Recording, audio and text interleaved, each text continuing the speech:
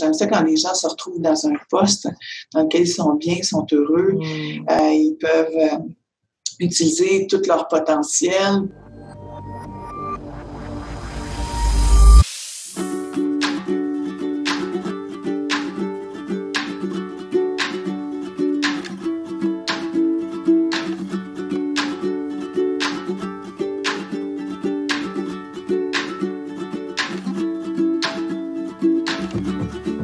On accueille ces gens-là avec leurs difficultés qu'ils vivent, leurs défis, comment ils se présentent les choses, puis là, on rentre plutôt dans du counseling. Et eux, c'est quoi qui est important pour eux, comment ils vivent les choses, qu'est-ce qu'ils souhaiteraient pour la suite. On essaiera de voir ce serait quoi son projet de retraite.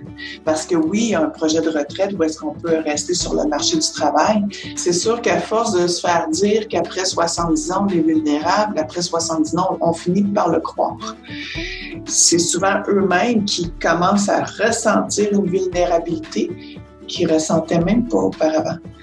Il y aurait ça à revisiter avec eux, l'impact que ça a sur leur perception d'eux-mêmes, pour qu'ils voient la réalité telle qu'elle est, parce qu'il y a beaucoup de gens de 70 ans et plus qui sont en parfaite santé. S'ils ont le désir de rester sur le marché du travail, je les encourage à le faire. Beaucoup d'engagement de la part de l'équipe envers les besoins de la clientèle. J'ai une conseillère qui a rencontré son client dans le stationnement avec les masques pour pouvoir y remettre ses CV imprimés.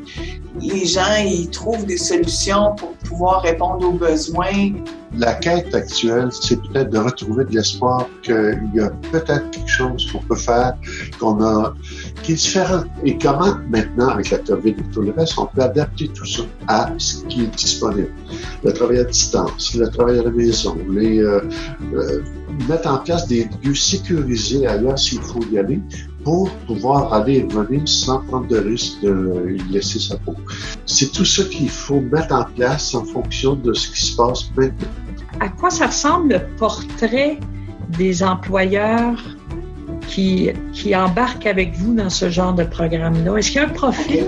Les entreprises qui venaient à notre salon de l'emploi, c'est sûr que c'était des entreprises qui avaient un grand besoin de main-d'œuvre.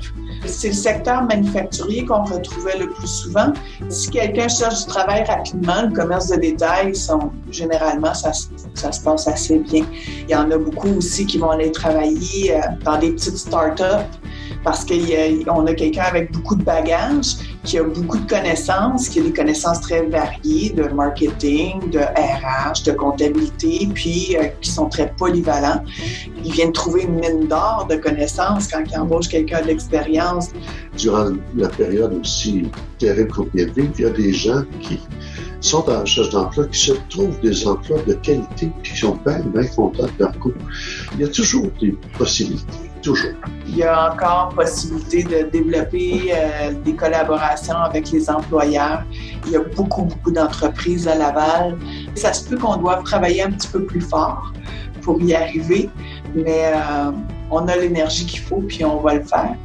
Puis je suis persuadée qu'on va réussir à les convaincre comme on a fait par le passé.